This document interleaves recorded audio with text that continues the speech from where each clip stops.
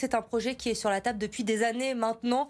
La construction d'un barrage à Francheville. L'État doit rendre sa décision sur la réalisation ou non de ce projet. Ce sera en mars prochain. En attendant, il continue de faire débat entre nécessité pour les uns et aberration écologique pour les autres. Sur place, les précisions de Clémence Delarbre. Imaginez derrière moi un barrage faisant 195 mètres de long, profond de 80 mètres et d'une hauteur faisant le double du pont que vous voyez juste derrière moi. Ce projet, c'est un projet de rétention d'eau de Liseron pour d'éventuelles crues qui pourraient inonder les communes de Oulin et de Sainte-Foy-les-Lyons. Alors si pour ces deux communes ce projet serait bénéfique, à Francheville, certains habitants se mobilisent car pour eux ce serait un véritable désastre écologique. 3500 arbres devraient être ici coupés. Écoutez Fabien Pargotto qui habite à Francheville depuis plus de 30 ans et qui fait partie du collectif Tous Anti-Barrage. Imaginez 2 fois Buckingham Palace plein de terre et des pierres récupérées ici.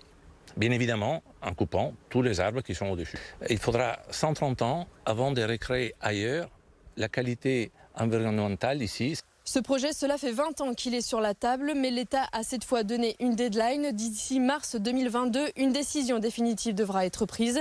Alors d'ici là, le collectif Tous Anti-Barrage espère qu'une prise de conscience soit faite de la part non seulement des habitants, mais aussi des politiques. On s'est rendu compte que la quasi-totalité de l'opinion publique considérait que suite aux dernières élections et à la nouvelle présidence à la métropole des écologistes, le projet aurait été annulé.